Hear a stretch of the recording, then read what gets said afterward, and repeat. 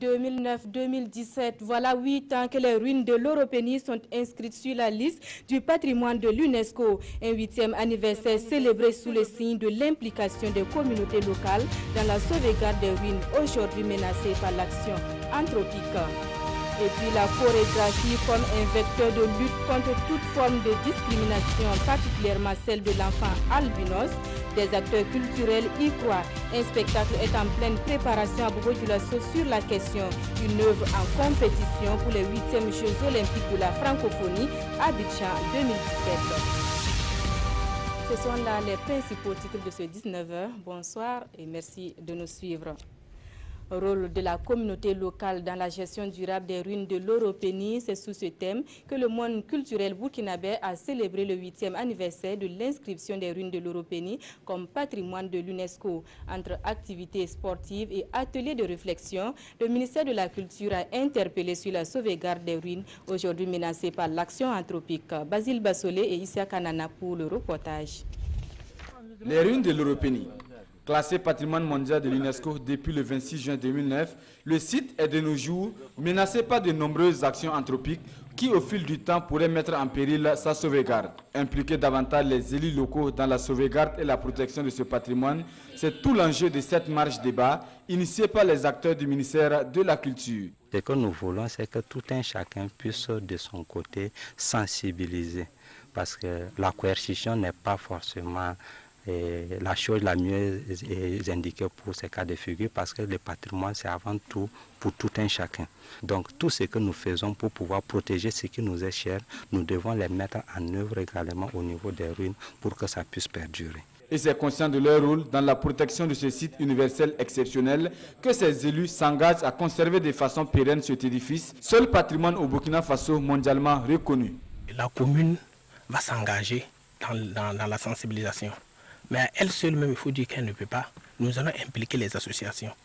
On a beaucoup d'associations qui interviennent au niveau de ces sites, mais de façon isolée. Donc nous allons peut-être mieux les organiser et les interpeller par rapport à cette protection. Et il y a des actions vraiment qui sont prévues dans ce sens, par la mise en place en tout cas d'un comité local de gestion. Et nous jouons vraiment un rôle important à ce niveau avec la participation des communautés et ainsi les autorités communales vraiment pour impulser vraiment cette dynamique en matière de gestion, en matière de conservation et de valorisation de tout ce qui est ressources autour du site. Rôle de la communauté locale dans la gestion durable des ruines de l'Europénie, c'est sur ce thème que se tient le 8e anniversaire de l'inscription des ruines sur la liste du patrimoine mondial de l'UNESCO. Une commémoration marquée par plusieurs activités, dont un atelier de validation et d'appropriation du plan de gestion des ruines, ainsi qu'une compétition de tir à l'arc. L'économie verte est un impératif pour un développement économique et humain durable. Le message est du ministère en charge de l'environnement. Avec ses partenaires, il forme à Bobo-Dioulasso des chefs d'entreprise sur la notion d'économie verte, une notion qui veut que l'on repense le mode de consommation et de production. Des précisions dans ce reportage de Karim Ilboudo et Kadouro Menki. Développement économique, oui, mais à quel prix? Pas au prix de la pollution environnementale, ni de la destruction des ressources halieutiques et fauniques. C'est l'inquiétude soulevée ici à travers ce film. Un film qui interpelle sur la nécessité d'aller vers une économie verte. Un modèle économique qui allie efficacité économique, viabilité environnementale et équité sociale. C'est plus qu'une nécessité d'aller vers l'économie verte parce que il y a une raréfaction des ressources. Il y a des causes et le grand coupable, c'est aussi les changements climatiques. Alors comment faire face à tout cela? Il faut que nous repensions nos modes de consommation et de production. Cette formation se veut donc une opportunité pour les chefs d'entreprise pour s'approprier les outils nécessaires afin d'adopter des comportements bio pour un développement humain et économique durable. L'objectif, c'est de donner des notions aux participants, qui sont chefs d'entreprise, pour qu'ils connaissent un peu les notions en matière d'économie verte. Voilà. Et comme ils sont des industriels, on va avoir une certaine symbiose industrielle, pour voir un peu comment ils peuvent exploiter les ressources, voilà, et permettre de les exploiter de façon efficiente. et pouvoir permettre aux générations futures également d'avoir quand même assez de ressources aussi pour eux aussi leurs besoins. Selon le conférencier, les climats politiques, juridiques et institutionnels sont favorables à la promotion de l'économie verte au Burkina Faso, avec une approche basée, entre autres concepts, sur ceux de la réduction, la réutilisation et le recyclage, encore appelé la technique des 3 R. Exercice de redevabilité dans la commune de Bané, dans le centre-est. Le maire et son équipe étaient face aux populations. Dénommée journée de dialogue communal, ce face-à-face a permis au maire de faire le bilan à mi-mandat. Occasion pour les populations d'égrener les problèmes de développement de la commune. Amidou Lankwande, Isiaka Suleiman Diallo et Chantal Awedraogo. Donner l'information à la population sur la gestion des affaires de la commune. C'est l'objectif visé par le maire de la commune de Bané et ses pairs conseillers à travers cette journée de dialogue communal. Cette journée de présentation du bilan de la commune est saluée à sa juste valeur par la population. Nous sommes très satisfaits de ces échanges. Ils visent à réunir la population et les chefs coutumiers pour le développement de notre commune. Tout en portant des critiques et des suggestions, les interlocuteurs ont aussi soumis leurs préoccupations au bureau exécutif de la commune. La première, en tant qu'étant du corps enseignant, c'est surtout l'éternel problème de logement, l'éternel problème d'actes administratifs qui parfois, depuis le début de cette année scolaire, traînent un peu. Et puis également, il y a le problème de la scolarisation des enfants. Pour le premier responsable de la commune de Bané, ces problèmes seront pris en compte au cours des prochaines sessions du conseil municipal. À toutes ces préoccupations aussi pertinentes les unes que les autres, nous avons apporté des réponses concrètes à certaines questions et d'autres nous allons travailler à ce que ça soit remédié. Cette journée a été possible grâce au soutien financier du PNGT de phase 3 et de l'association d'Acupa.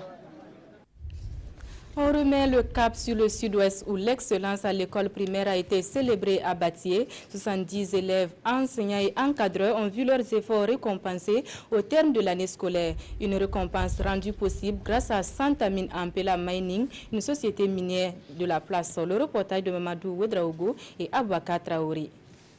Cette cérémonie récompense les meilleurs élèves, enseignants et circonscriptions d'éducation de base SEB au certificat d'études primaires CP. L'école Batié a décroché les 2 prix les plus convoités. Avec 162 points sur 170, Mathis Bahan est le meilleur élève de la province au CEP. Sur les 77 élèves présentés au CEP par Mounir Da, un seul n'a pas été admis. Il reçoit le prix du meilleur enseignant. Je suis vraiment content d'être le meilleur élève. J'ai dû apprendre beaucoup. Et les maîtres qui m'ont aidé. C'est le sacrifice. Parce que j'ai, durant l'année scolaire, travaillé tous les jours, du lundi au dimanche. Environ 70 acteurs de l'éducation primaire au Numbiel ont été récompensés. 18 élèves admis au CEP sont répartis chacun avec un vélo et un kit scolaire. Les enseignants et les chefs de circonscription d'éducation de base CESEB ont reçu des sacs et du matériel didactique. La direction provinciale en charge de l'éducation primaire et son partenaire depuis 3 ans, la société d'exploration minière Santamine, sont satisfaites de la performance des différents acteurs. D'abord des encouragements pour la suite, parce que ça ce n'est qu'une étape, que je pense que le meilleur est derrière à venir.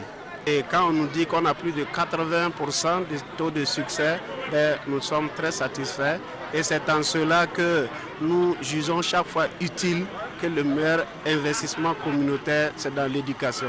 La province du Numbiel occupe pour la 4e fois successive le premier rang au CEP dans la région du Sud-Ouest. Cette année, son taux de succès est de 81,66%.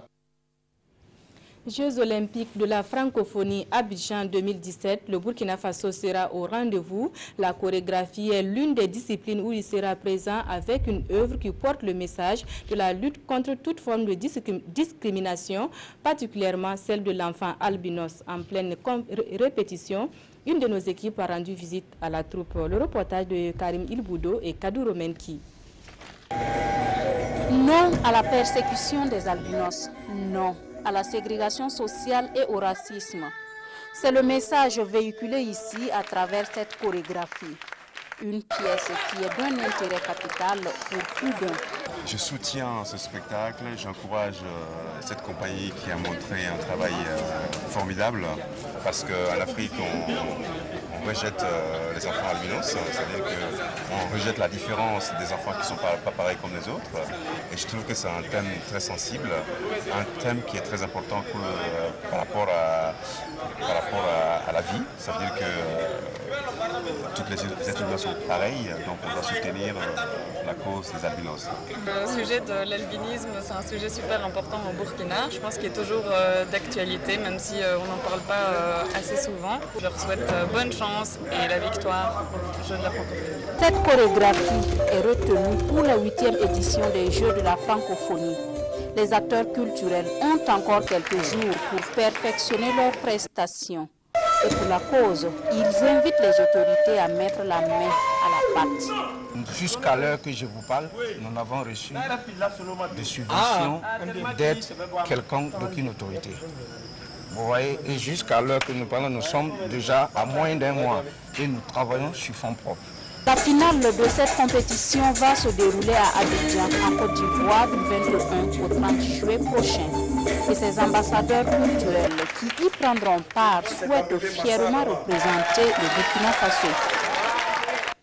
Le clergé du diocèse de Dori s'est agrandi dimanche dernier avec l'ordination de 4 nouveaux prêtres, de nouveaux prêtres pasteurs qui comptent sur la main de Dieu pour conduire son troupeau. Sur la cérémonie d'ordination, le reportage de Alexis Ouedraogo et Joseph Bambara.